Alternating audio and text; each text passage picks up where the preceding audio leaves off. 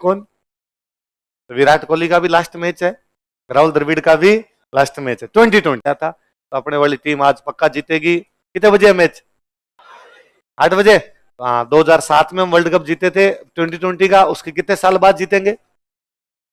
साल तो निकाल लो, कितने साल बाद में? 17। कहता हूँ आज वर्ल्ड कप फाइनल है। 2019 का जो वर्ल्ड कप का सेमीफाइनल था, 2019 में जब इंडिया ने, तो 2019 में इंडिया सारे मैच जीत के गई थी। विराट कोहली कैप्टन था, लगभग सारे मैच जीत के गए और बड़ी शानदार तरीके से मैच जीत के गई।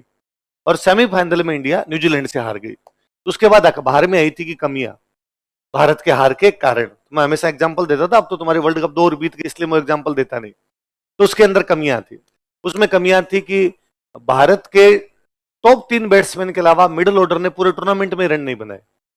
और इस बार ये पहली बार ऐसा हुआ कि टॉप ऑर्डर फेल हुआ और इसलिए मिडिल ऑर्डर भी फेल हो गया। उसके अंदर आया कि आपके जो 2 स्पिनर है उन्होंने पूरे टूर्नामेंट में 3 विकेट लिए हैं, आपके स्पिनरों ने विकेट ही नहीं लिए थे। उसमें कमी आई कि भारत 4 विकेट कीपर के साथ खेल रहा है।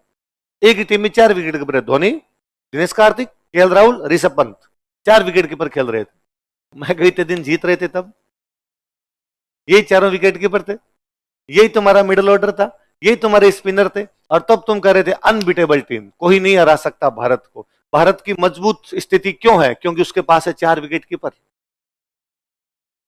क्यों भारत कर रहा है इस प्रकार? क्योंकि मिडिल ऑर्डर है बहुत ही दमदार। अभी तक जरूरत नहीं पड़ी, पर जरूरत पड़ेगी तो दिखाएगा अपना दम।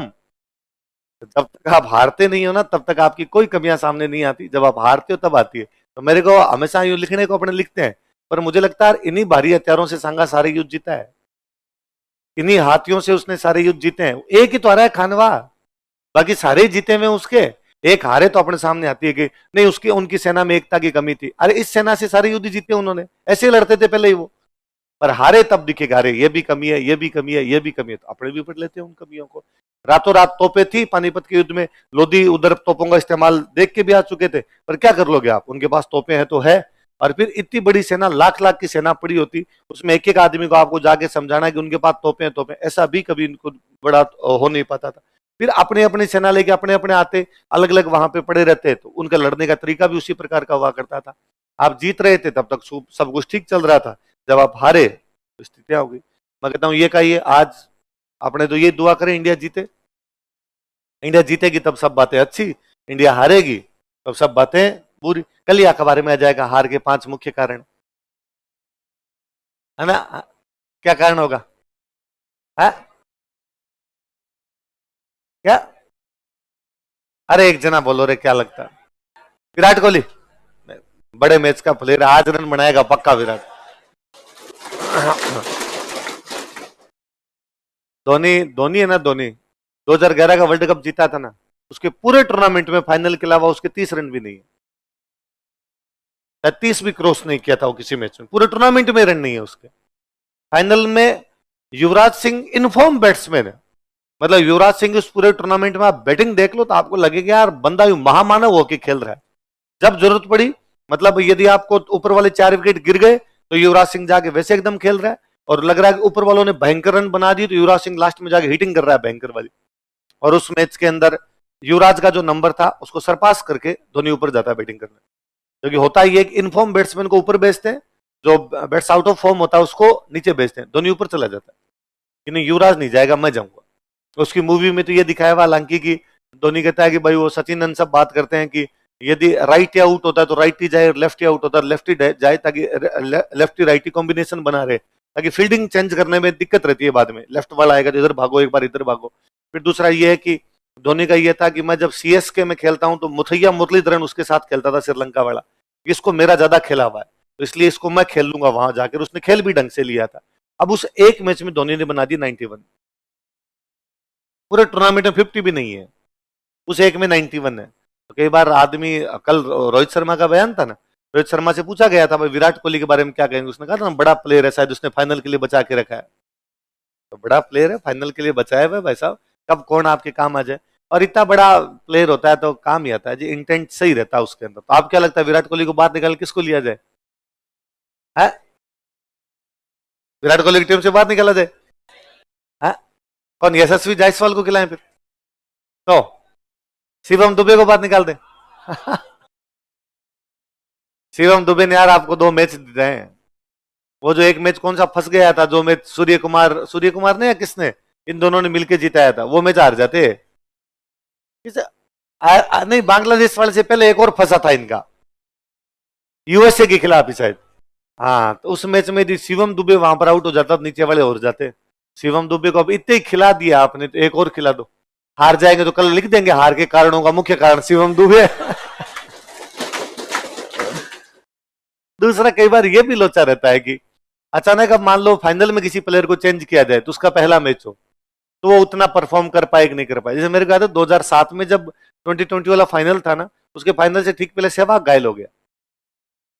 अब भारत की तो 2020 ही सहवाग पे, भाई सहवाग बिना 2020 के भी 2020 की तरह खेलता था, उसके वो था ही नहीं भाई धीमे खेलने वाला। और उसका और सौरव गांगुली का एक इंटरव्यू है, तो पहले ये था भी, आपने नहीं देखी वो क्रिकेट, मेरी खूब देखी वो क्रिकेट, कि टेस्ट क्रिकेट का मतलब क्या होता है। टेस्ट मैच का मतलब होता है कि पूरे दिन के अंदर रन बनेंगे 200, 90 ओवर की बैटिंग, और 90 ओवर की बैटिंग में रन कितने बनेंगे 200। और ओपनर्स का क्या काम है कि ओपनर्स का एक ही काम है, बॉल को छोड़ना। और पहले ये माना जाता था कि क्रिकेट में ज्यादा अच्छी बात क्या है कि बॉल को हिट करना अच्छा नहीं है, बॉल को छोड़ना कौन जानता है। जो बॉल को छोड़ दे वो अच्छा बैट्समैन है। उसको ये पता चले कि बॉल टप्पा खा के बाहर निकलेगी, उसको पता चल रहा है इसका मतलब, तो उसने ऊंचा गया, निकल गया। तो पहले क्रिकेट की कमेंट्री में केवल यही होता था कि भाई शोएब अख्तर ने बॉल फेंकी, टप्पा खाने के बाद बॉल तौर से बाहर की तरफ निकली, राहुल द्रविड़ ने बॉल को पूरा सम्मान देते हुए विकेट कीपर के लिए छोड़ दिया, बाकी का काम विकेट कीपर कामरान अकमल ने किया। तो बस यही होता था, उधर से बॉलर फेंकता, इधर से कीपर, कोई नहीं करता बैट्समैन। फिर अचानक बॉलर 3 बॉले बाहर की तरफ निकाल के एक अंदर की तरफ लाता, तो ये भी अब बैट्समैन को ध्यान रखना कि कौन सी अंदर की तरफ आएगी, और टक कर देता, उसको वहीं पर रोक दिया करता। ये काम होता था बैट्समैन का। ओपनर का तो विशेष था, कारण इससे बॉल जमीन पे पड़ के जो बॉल होगी सॉफ्ट हो जाएगी, तो बाद में आगे वाले जो बैट्समैन आएंगे वो ठीक खेलेंगे। तो गांगुली का एक इंटरव्यू उसमें कहता है कि पहले सहवाग के आने से पहले क्रिकेट में माना जाता था कि बॉल को छोड़ के सॉफ्ट किया जाए। सहवाग ने नया ट्रेंड किया कि बॉल को मार के सॉफ्ट किया जाए। मारो ना इसको, वैसे ही सॉफ्ट हो जाएगी। तो सहवाग ने टेस्ट मैच में वैसे ही मारने शुरू कर दिए थे। तो 2020 वाला वो जो 2007 का पहले वर्ल्ड कप का फाइनल था, उसमें सहवाग तो ढील हो जाता है। अब क्या करें, तो यूसुफ पठान को खिलाया था। यूसुफ पठान का वो पहला मैच है उस पूरे टूर्नामेंट में यूसुफ पठान नहीं खिला हुआ, पहला मैच है। तो इरफान पठान का एक इंटरव्यू, उसमें इरफान पठान कहता है कि भाई यूसुफ पठान को पता भी नहीं था कि खिलाएंगे, क्योंकि धोनी इस मामले में बड़ा जोरदार कप्तान था।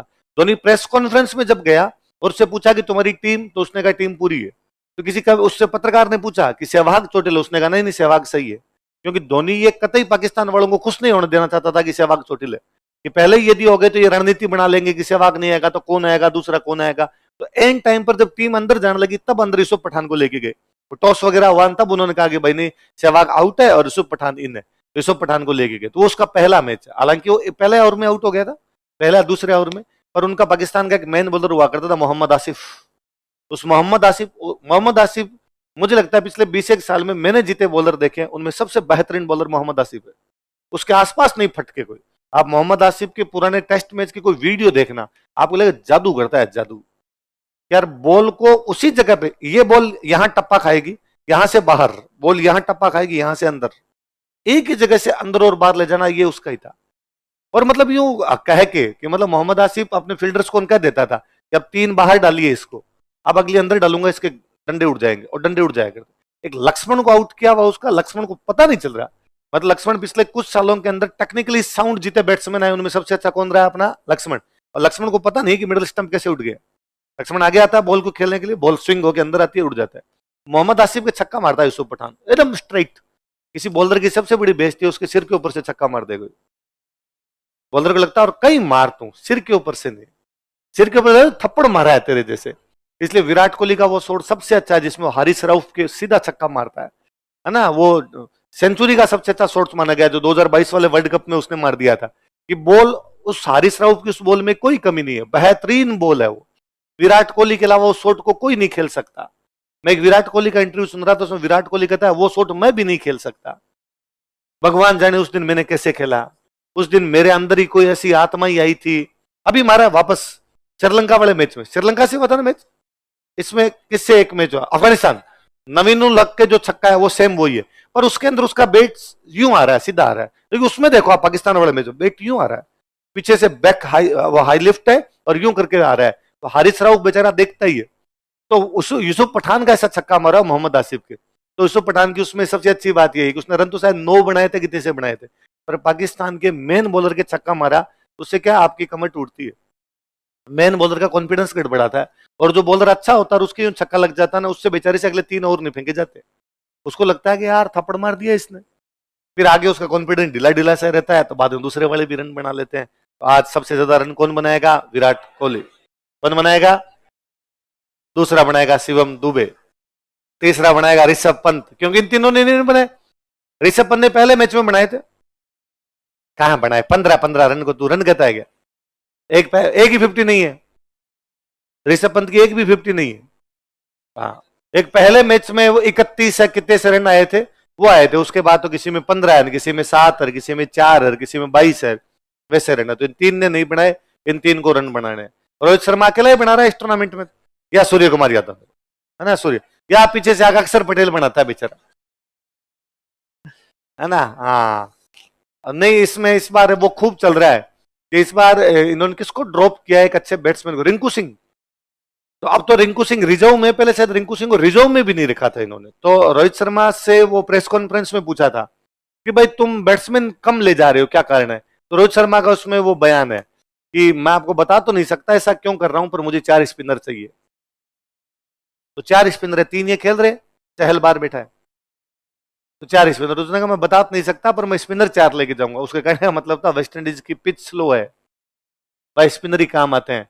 इसलिए कल जब मैच हो रहा था, तो इंग्लैंड वाला जब मैच हो रहा था, उसमें जो आदिल रशीद था उसकी बॉल उठ ही नहीं रही थी।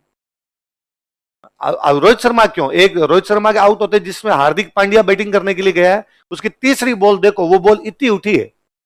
आप देखते तो क्रिकेट ढंग से, या चौके छक्के देखते हो है कि ये जो मैं बातें कर रहा हूं ये उन लोगों के लिए नहीं है जो केवल चौको छक्कों के लिए क्रिकेट देखते हैं। क्रिकेट चौको छक्कों से बियॉन्ड है, अलग चीज है। तो बॉल उठती नहीं है, तो बाहर कौन कमेंट्री कर रहा है? शायद उसका स्टेटमेंट सिद्धू नहीं है, तुम सिद्धू को सुनते हो, बाकी दूसरे डंकी करते हैं। सिद्धू फर्जी कमेंट्री करता है, वो जो कमेंट्री थोड़ी करते हैं जो सिद्धू करता है उसको। बाहर एक है, वो कह रहा है कि ये बॉल उठी नहीं, इतनी रहेगी, आदिल रशीद की बॉल इतनी रहेगी। तो जब कुलदीप यादव आएगा तब क्या करेगा? आदिल रशीद तो डंका स्पिनर भी नहीं है, वो तो उनके तो वेरिएशन है, बैंकर वाली वेरिएशन है। तो वो कह रहे थे कि भाई जैसे ही स्कोर 140 से पार गया था, पक्का था इंडिया जीतेगी, इंग्लैंड कैसे भी नहीं जीत सकता। 140 अब स्कोर बहुत ज्यादा हो गया। वो शुरुआत में बटलर ने जब 3 ओवर में 26 रन बनाए थे, तब भी लग रहा था कि जाएंगे, स्पिनर के आने की बात है, बस 2-3 ओवर फेंकवा लो, बॉल थोड़ी ढीली हो जाए, बाद में तो आके अपने वाले काम कर ही लेंगे। ये तो आर्चर 15 रन बना गया, वरना वो तो 100 के अंदर थे,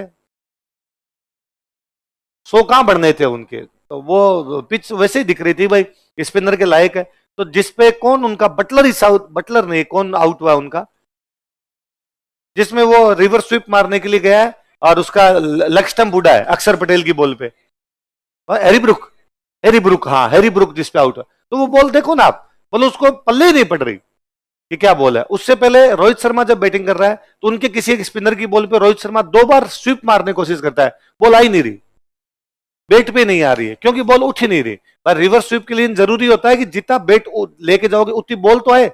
पर आपने सोचा कि बॉल यहां पर आएगी, आपने बेट घुमाया, बॉल उससे नीचे रहेगी, आपके लग लुगा के इधर उधर बॉल कहीं चली जाएगी, तो बॉल ही नहीं उठ पा रही थी। तो रोहित शर्मा इस बार स्पिनरों को इसलिए लेके गया था। तो अपने वाली टीम आज पक्का जीतेगी। कितने बजे है मैच? 8 बजे। हाँ, 2007 में हम वर्ल्ड कप जीते थे 2020 का, उसके कितने साल बाद जीतेंगे? साल तो निकाल लो, कितने साल बाद में? 17 साल बाद। पिछली बार जीता था धोनी, इस बार कौन जीत के आएगा? और फिर सबसे अच्छा वो है कि भाई राहुल द्रविड़ के लिए, है ना। मुझे लगता है पिछले कुछ सालों में हमने सबसे हम्बल, सबसे पोलाइट, सबसे अच्छा कोई क्रिकेटर देखा भारत के अंदर, तो वो कौन है? राहुल द्रविड़। और राहुल द्रविड़ की किस्मत इतनी खराब रही कि राहुल द्रविड़ 99 के वर्ल्ड कप का, उसका पहला वर्ल्ड कप था, उसका वो हाईएस्ट स्कोरर है, 462 रन, सबसे अधिक रन उसमें राहुल द्रविड़ के बनाए हुए। इंडिया सुपर 8 से ही बाहर नहीं गई, इंडिया सुपर 8 में हार के वापस आ गई। फिर 2003 का वर्ल्ड कप, 2003 के वर्ल्ड कप में राहुल द्रविड़ को आ गया तो विकेट कीपिंग कर। राहुल द्रविड़ की विकेट कीपिंग लास्ट की हुई थी जब वो 10th में पढ़ता था, जो स्कूल में पढ़ता था विकेट कीपिंग किया करता था। पर गांगुली ने उसको कहा तो विकेट कीपिंग कर, ताकि हम एक बैट्समैन को और खिलाएंगे, क्योंकि धोनी के आने से पहले भारत में जो भी विकेट कीपर होता था उनको बैटिंग नहीं आती थी, ढंग के बैट्समैन कभी भी नहीं होते, इसलिए एक विकेट कीपर का स्थान बढ़ता, इसलिए वो एक बैट्समैन बाहर हो जाता। तो कहा तू विकेट कीपिंग कर ले ताकि मोहम्मद कैफ को खिला लेंगे। तो मोहम्मद कैफ अपने 20-30 रन बनाएगा और 30 रन अपने फील्डिंग में रोक लेगा, 50 रन हर मैच के अंदर करेगा। तो राहुल द्रविड़ बेचारा विकेट कीपिंग करता है, भारत फाइनल के अंदर पहुंचती है, फाइनल में हार जाते हैं। राहुल द्रविड़ का उसमें भी अच्छा प्रदर्शन है। अब आया 2007 का वर्ल्ड कप, 2007 के वर्ल्ड कप में राहुल द्रविड़ को कैप्टन था राहुल द्रविड़।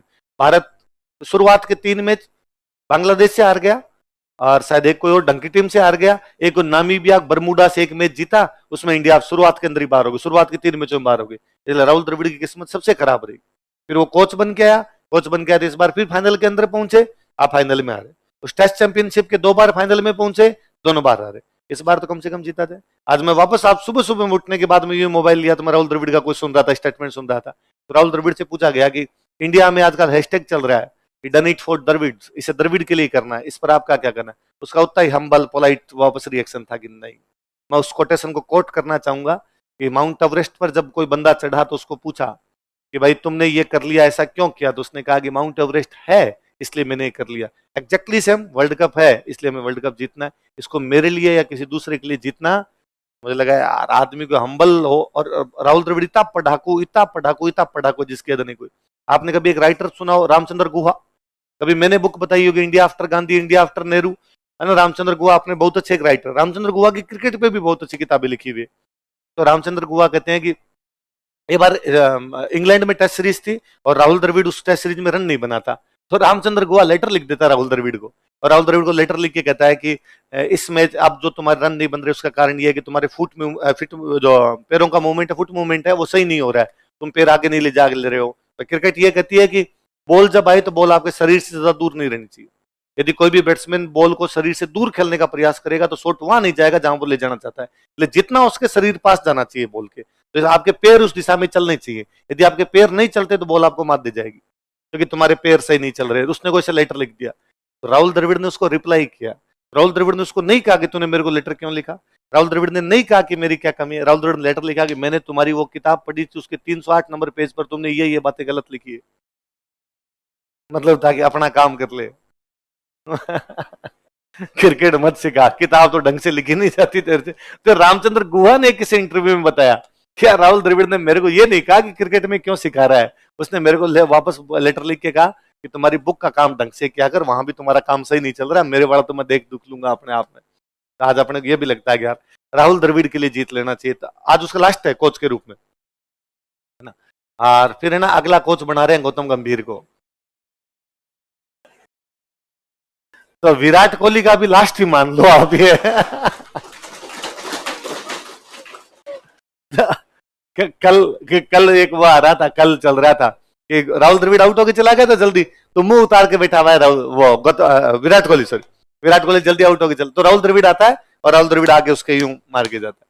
तो किसी ने मीम बना रखा था कि राहुल द्रविड़ विराट कोहली को क्या कह रहे होंगे, तो राहुल द्रविड़ ने आके सुधर जा, वो गौतम गंभीर रहने वाला है।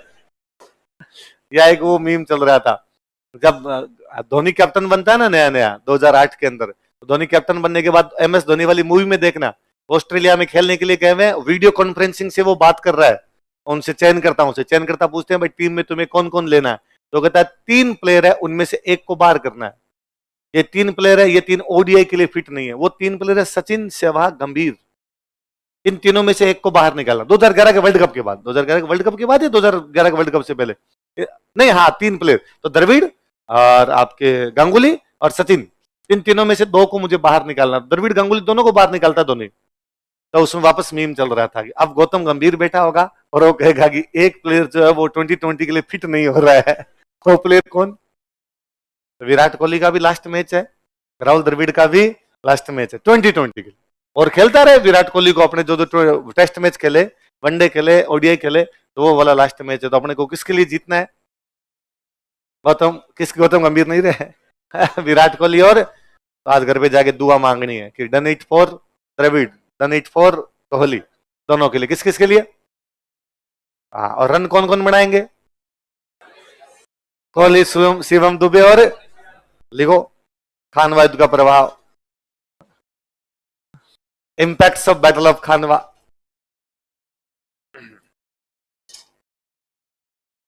तुम क्रिकेट पे बात मत कराया करो और मैं इमोशनल हो जाता हूँ। मेरा यूं बचपन में सपना था कि मैं बड़ा होकर क्रिकेट का कमेंटेटर बनूंगा, कि क्रिकेट की कमेंटर। अरे ताली क्यों बजानी, सपना फेल हो गया। तुम तालियां बजा रहे हो। हाँ? तो ये कमेंट्री तो मैं बोल रहा हूं, भारतीय इंडियन कमेंटेटर क्या करता है, ऐसी बातें तो करते हैं। उल्टा मैं ढंग की बात कर रहा हूं। अपने वाले सिद्धू तो वैसी बात करता है कि आज पिच अनुपम खेर की टाट की तरह सपाट दिखाई देती हुई। अनुपम खेर के सिर पर बाल नहीं है गुरु, और यहां पर कोई भी घास नहीं है गुरु। तो वैसी बात करता है, मैं कम से कम क्रिकेट की बात तो करता हूं यार। कान वाइद का किसी भी घटना से पहले होने वाली घटनाएं क्या होती है, कारण, और किसी भी घटना के बाद में होने वाली घटनाएं क्या होती है, परिणाम। खानवा के युद्ध में अफगान और राजपूत दोनों हार गए। बाबर जब भारत में आया था, भारत में दो बड़ी पावर थी, एक तो अफगान और एक की हमेशा। हाँ हाँ, कर लेते तो क्या हो जाता, रातों रातों तोपे बनती नहीं भाई। पानीपत के पहले युद्ध में उसने कर लिया था प्रयोग, तो सांगा को पता चल गया तोपों का प्रयोग किया, फिर क्या करें रातों रात। हाँ? अपने को पता है अंग्रेजी में पढ़ने से नंबर आते हैं, फिर भी स्टूडेंट 2 साल में नहीं पढ़ता भाई। हर स्टूडेंट जानता है कि अंग्रेजी पढ़ने से नंबर और बढ़ जाएंगे, फिर भी मेंस दे रहा, तो वो मेरे से आके पूछता अंग्रेजी कमजोर है, तो अब फूटे तुम्हारे 2 साल में क्या क्या था। तो हम कमियां इतनी जल्दी नहीं कर पाते। और तोपों वाली चीज तो ऐसी थी कि हमने बहुत धीरे धीरे विकसित किया है। और फिर दूसरी 100 बात की एक बात, कमियां आपकी तभी सामने आती है जब आप हारते हो। इन सारी कमियों से सांगा युद्ध जीता है। जब तक आप नहीं हारते हो, आपकी कमियां कोई नहीं देखता। क्या इससे पहले भारी हथियार नहीं थे क्या? इससे पहले भी तो भारी हथियारों से जीत रहा था। बयाना में जीता है ना, वो भारी हथियारों से जीता है। बयाना में वो हाथियों से जीता है। पर जब तक आप हारते नहीं हो ना, तब तक आपकी कमियां आइडेंटिफाई भी नहीं होती। जब आप हारते हो तब लोगों को दिखता है, अरे ये भी कमी थी, अरे ये भी कमी थी। वो तो हमेशा